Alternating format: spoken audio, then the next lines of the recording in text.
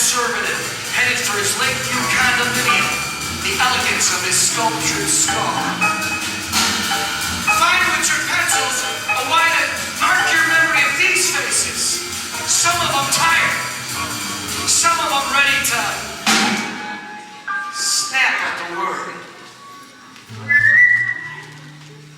I am the fish crier from Maxwell Street, with a voice like the north wind blowing over Cornstable in January.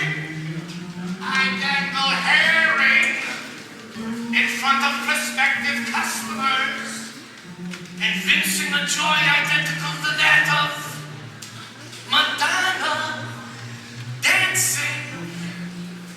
My face is the face of a man terribly glad to be selling fish. Terribly glad God made fish.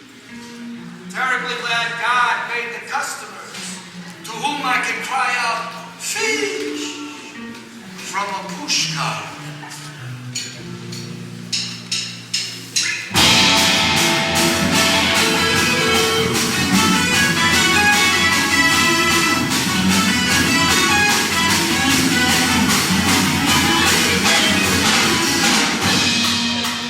Reading her newspaper, a woman sips her soup.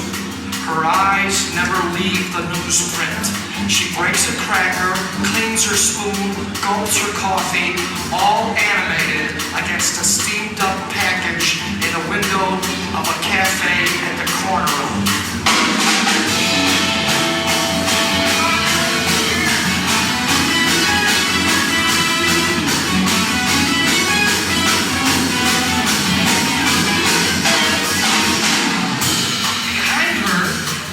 Riding on a train, a man in an oversized overcoat counts out his pennies into a brown cross.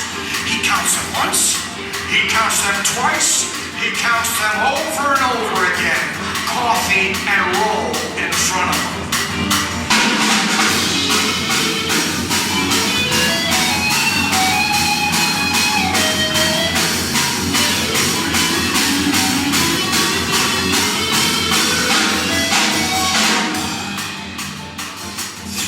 Doorway enters Janet, blonde, bitter, badly broken, a bombshell somebody dropped in a forgotten field. Fake fur coat, shredded nylons, sunglasses riding on an over-powdered nose. She lights a cigarette and the room retreats from her torture inquisition. Why don't you just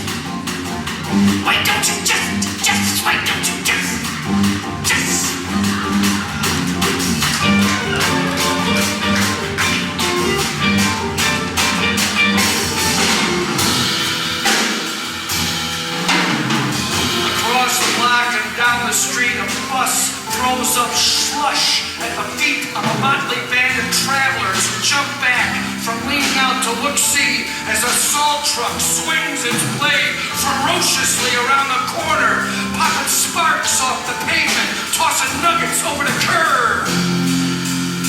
Why don't you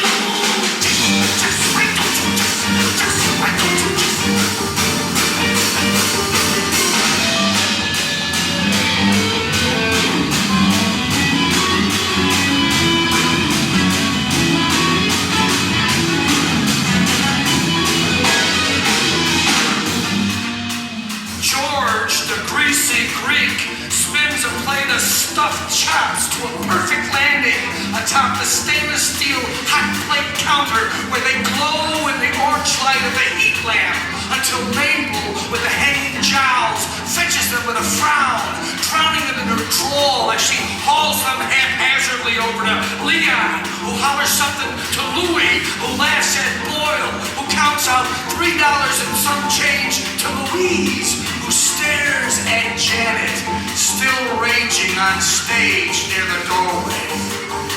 Why don't you just... Why